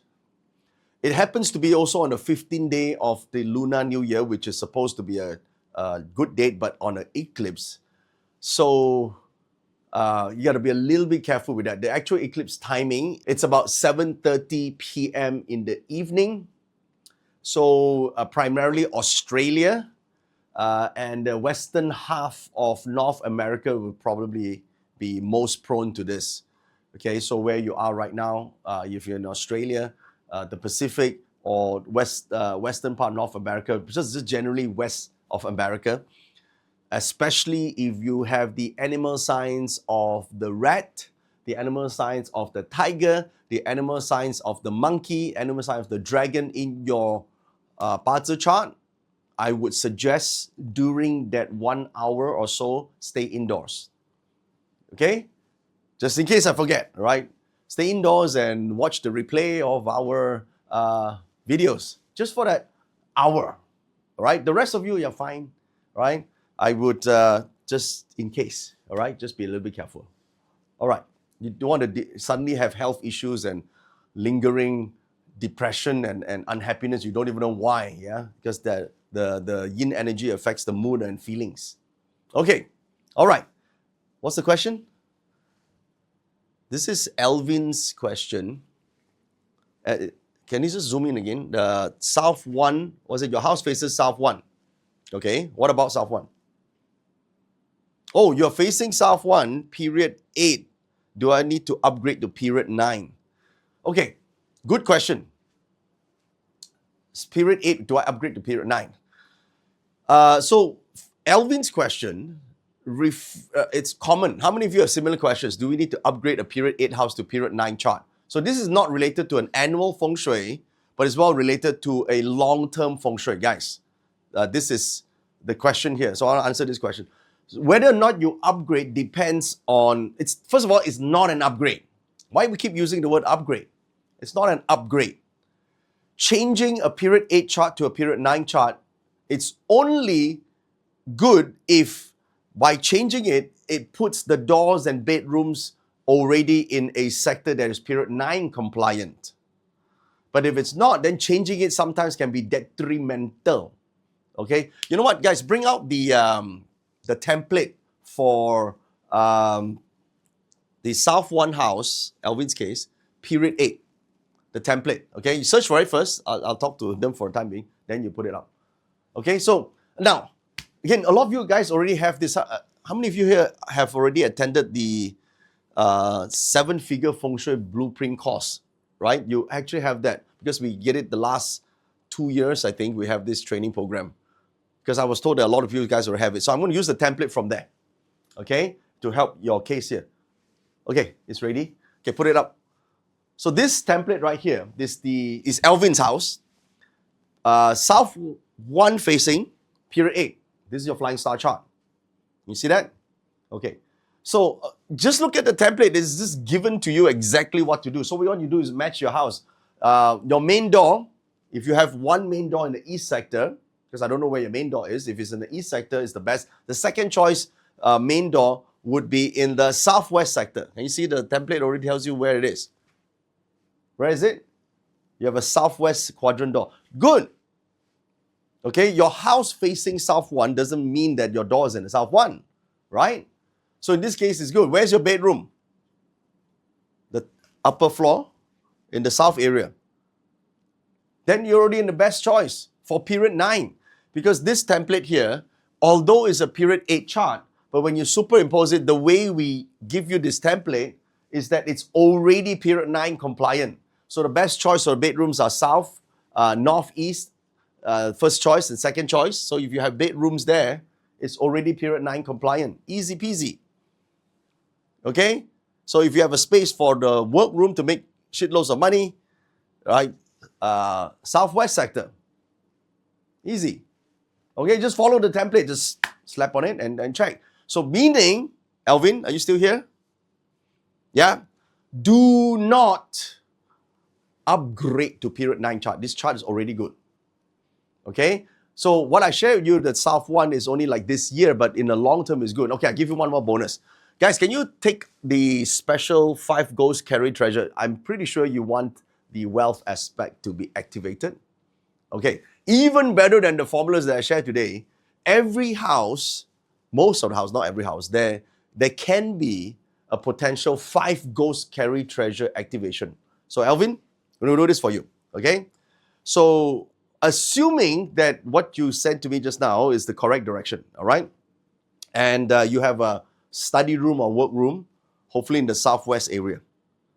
Okay, I don't know whether it is that because you're not answering me now, so go and find out. So the setup of your room, all right? Bring up the chart. Is it ready? Okay. All right, show it here. So based on the south one facing door just now, yeah? Okay. All right. Yeah, this is the correct one. South one facing. You see that? South one facing. So based on the color code, it's very easy. You apply this template. Alvin, take a picture of this. This is your specific 5 ghost carry treasure. What is 5 ghost carry treasure? It's one of the secret formulas for wealth creation in Feng Shui. In Feng Shui, there's this thing called the 3 most powerful wealth creation formulas. The first of these 3 is the 5 ghost carry treasure. Okay, the other one is the Xuan Kong Da Gua. So 5 ghost carry treasure is one of the widely applied San He formulas that are used for ushering wealth. In Chinese, it's called Gui Wan Choi. 5 ghosts carrying the treasure.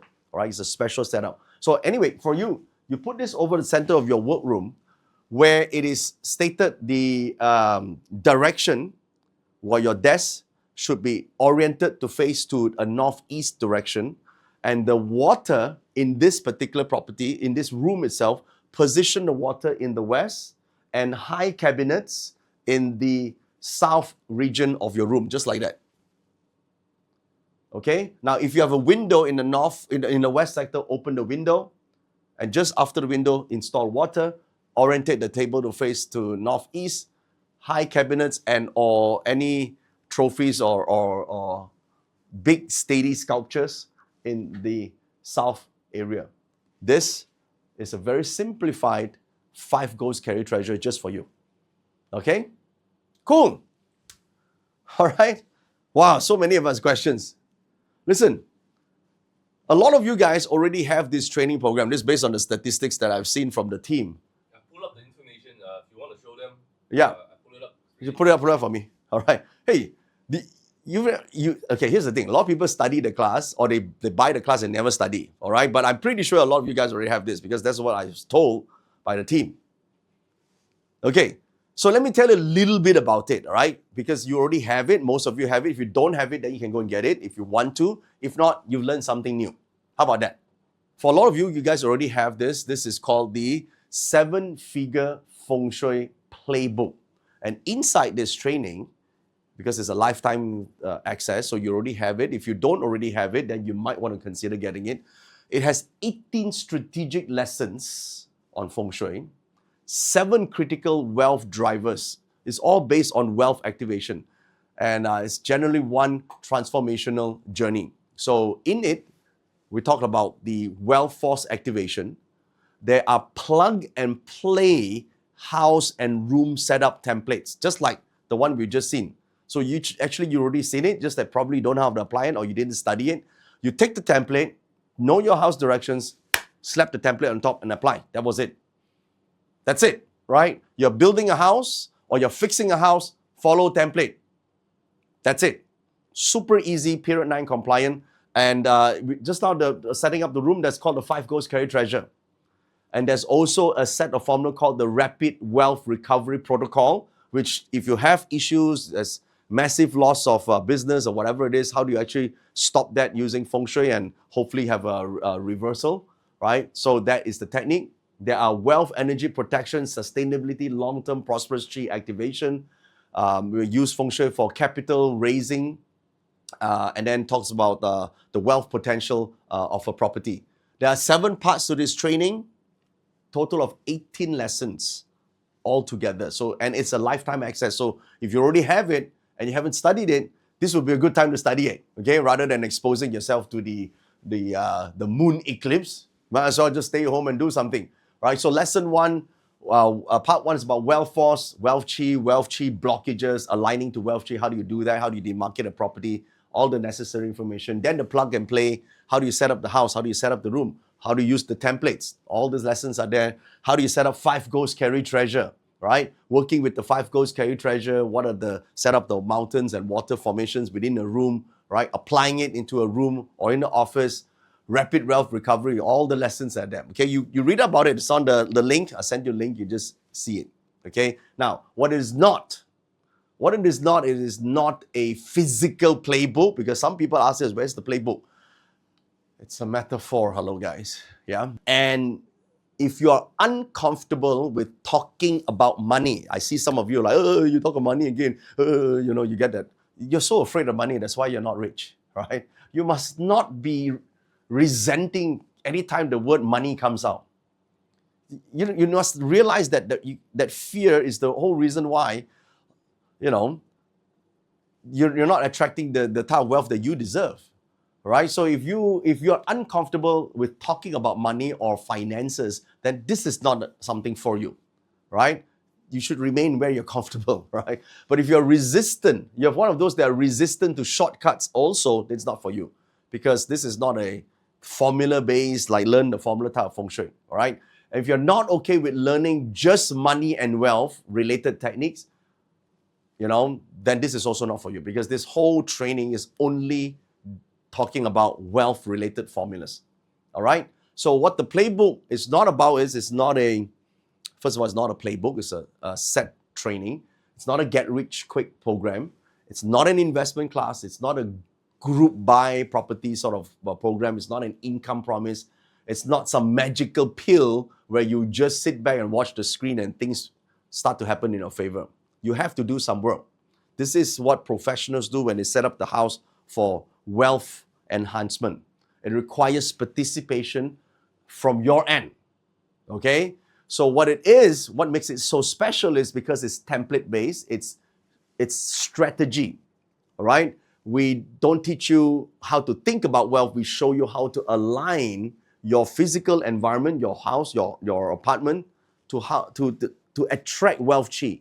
So we're going to use this based on templates. No guesswork, no, whatever, put cures here and there, just slap the template over and apply accordingly. It's tailored for people who want to take action fast without thinking too much. Okay? Now, who will help most? If you don't already have it, you already have it, at least now you know what it can do for you. Because a lot of people buy without thinking, right? So at least now you know, right? So it's good for beginners. You're completely new to Feng Shui. You're overwhelmed by complexity and you're unsure where to start, right? This is a simple step-by-step system that helps you create immediate positive changes by applying templates, all right? So that's why this playbook is good. It's easy to follow. No need to think. And the second type of people is the amateurs who just got started, like most of you guys. I think if you're staying for this part 4 and part 5, right? You're learning about Feng Shui. You're pretty interested in it. You've tried basic Feng Shui. You didn't really get good results. Then this will be it. Okay, if you're struggling with stagnation, especially in terms of wealth and career, this is it. All right, because this is more like a no guessing type. Just apply template. You can break free from stagnation. Okay, and of course, if you're practitioners, you want shortcuts. Advanced practitioners who already understood applications and theories of Feng Shui, but you want a structured, dedicated template to apply because you have a lot of clients, you want to apply it immediately, this will be perfect for you. Okay, and this is my favorite, why I've created this in the first place, for business owners, for wealth builders, growth seekers, those who actually want to make more money. Okay, of course, those who are very sensitive to money, oh, you're talking about this, I don't like money. Okay, nobody can help you, right? Because then you have to also check your energy, right? Why is it that when anything that comes to money, you're so repulsive for it? All right, and then you're thinking, oh, you want love and relationship and all that, you want higher quality people in life, but then you are not raising your quality, right? You have to raise your quality as well, right? So if you're an entrepreneur and professional who sees Feng Shui purely as a tool to amplify your financial success, then this is it, because this is results driven rather than formula driven, right? So if you want something quick and impactful, then this is it. This is good for entrepreneurs and business owners in general. I've designed this for people like me who are business owners. All right. Now, this entire training is lifetime access. The a la carte price is $2,997. You can see this in our website right now. If you go to my website, you will see this right there. But as you know, we are doing a Chinese New Year promotion. So definitely you're not going to pay this price to sign up for this program. Okay, let me tell you what the actual price is. For those of you who are staying all the way to the end, there's a surprise for you guys. Okay, and a lot of free stuff as well. So let me talk about it, right? Those of you who are staying right now for this, I believe this will be the game changer offer. And it's probably once in a lifetime thing because it's Chinese New Year. And I think this is something that you've been looking for some time, okay? And if you love studying and you're completely new to Feng Shui, stay on, all right? Some of you have heard about period 9, period 9. Now, I don't do period 9 training per se anymore because it's already done. I did this long time ago, but there is an updated version that I've done just about 2-3 years ago. This is called the Irrefutable Laws of Period 9. And people love this training. So as part of your enrollment in the 7-figure Feng Shui blueprint, we are going to include lifetime access to the Irrefutable Laws of Period 9 training. This itself is a standalone, almost $2,000 training. It's one of our best-selling programs. A lot of you guys here also have this already, okay? Now, as I've said earlier, 2026 is rapid and very fluid. The first thing about managing a crisis or staying out of it is to meet often, right? To talk to us, meet us, we give you the updates. I'm running an event very soon in Q2 as an update, and I want to give you a ticket to attend this event. This event is called the Crimson Horse Chi Crisis Aversion. Okay, crisis aversion. So look at the events that are unfolding right now, right? With the stock market and gold market and this crypto and all that. As we go throughout the year, towards the end of Q2, just before Q3, I think more of the energy is kind of more stable, right? The framework and it's more settled, so we can see the direction of the countries, the world is going. Let's talk about an update, right? This event itself is going to be $997 virtual meeting event of like-minded individuals. So if you liked an update and you don't want to buy a separate ticket for it, this will be a very valuable free gift. Okay? And in case you're not sure and you have questions and you want to meet up virtually, right? This is a very, very important mid-year update event that I think you should attend, regardless of whether you are part of the Feng Shui blueprint already or not. Okay? So as a standalone, that is the next event you want to attend. Now, one of the biggest problems with beginners, or even people like you guys who already bought a training last 2 years ago or last year, you're wondering, well, I haven't applied it yet, right? Okay, so this year we're doing something new, right? We're doing something new. We call this the Feng Shui implementation sessions. There'll be 4 sessions. My team is going to lead you through to implement the stuff that you actually learned from the training, all right? So take you through. So this is the house, this is how you apply it, this is what you do. At least you see it implemented. So I think that is very, very, very good for practitioners or beginners who are starting out and get their questions answered. So here it is, you put the whole thing together, $2,997 value for the 7-figure Feng Shui blueprint. You get the bonus of Irrefutable Laws, period 9, and you get the Crimson Horse Chi Crisis Aversion Q2 training meeting, and then you get the Feng Shui implementation sessions. Here's the thing, okay? As part of the package, again, you're not paying $2,997. You're not paying $2,997. There'll be a very, very surprising price that you're going to get at the end. All right? Here's the thing. We've seen this a couple of times. All right, I'm going to hold this here, but you're going to put it on the screen. This is the, let me put it here as well, all right? This is the Feng Shui Period 9 Lopan. This Lopan itself is what professionals would use, and you could use this to implement your Period 9 Feng Shui. It works really well with the 7-figure Feng Shui blueprint, as well as the Period 9, the laws of Period 9 Feng Shui. So, this is a limited edition Feng Shui compass. It is for sale in our website. You can check it out. The price for this compass is $997. For all new enrollments, right now, new enrollments, I will give this as a very special bonus. But unfortunately, we only have this physical set, 50 of this.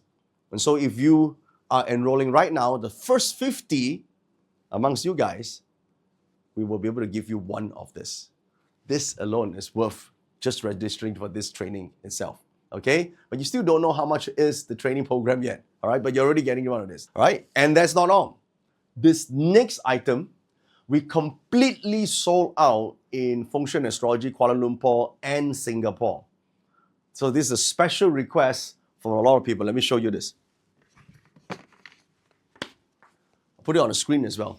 The Chiman Command Scrolls. Now, some of you already have one out of the 10 collections.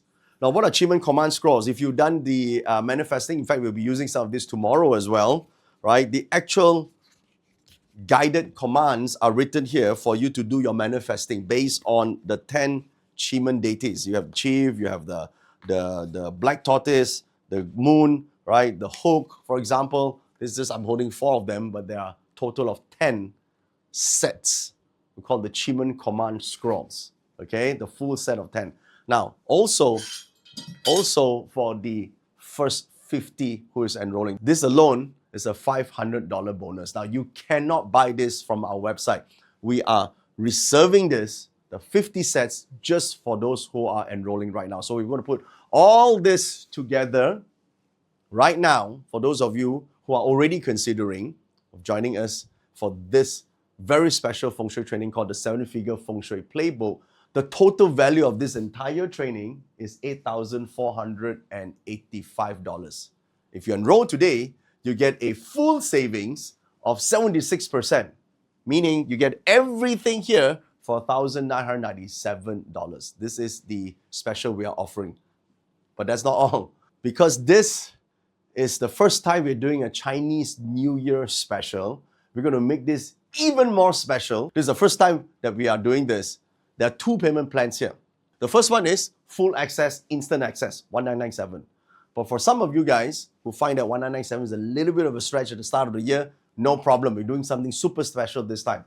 $197 per month. This will be drip access, just the bonuses, but no gifts. Most manageable. $197 to get started. Learn a new skill, set up your house for period 9, set up your special formations, and you can actually use this for consults as well. All the information that you need are in that code right here, as well as the link. All right? So for those of you who have been trying to doing Feng Shui, trying to get tips here and there, seriously, learn it and use it, right? I mean, there's a lot of events like this. You can hear us talk, right? You attend events. You can be a seminar junkie all your life. But until you learn the technique, you can just keep doing this, or you could do it for real. This will be how you can take it to the next step. All right, so enrollment will close at the 11:59 p.m. Malaysia time, 9th of March, 2026. Now, bear in mind, you can still buy the courses, but only a la carte. After this, no bonuses, just a la carte. Prices will revert back to normal. We do sell this online, okay? You see this, it's on our website. Just no gifts and no bonuses, no special financing or no special payment plan. Okay? So everything that you need is right here. I'll give you all the information and you go through that. And if you see this is something that you want to learn, there's something that you see the benefit, if you see the real value, continue. All right? If you don't, it's fine. All right? You can still get all the tips that we're going to give tomorrow, how to do the cures and stuff. We're still going to tell you about that part 5. The only thing is you have to keep doing every year to come for events and listen to the tips. But if you learn this, you apply this for good. That's the difference, all right? So you know what the great Lao Tzu say, right? You give a man a fish, you feed them for a day, but you teach them how to fish, you feed them for life. So this is exactly what the whole training is about. Okay, so all the information is here. Check it through. The bonuses are up for grabs right now, so click on it and claim those bonuses. And if you are alumni, meaning you have signed up for a program previously and you would like some of these special bonuses, watch your inbox. We'll be sending something special to you as well. Okay? All right, everyone else, I shall see you a couple of days from now for the final part of our Feng Shui and Astrology 2026 World Edition. See you then.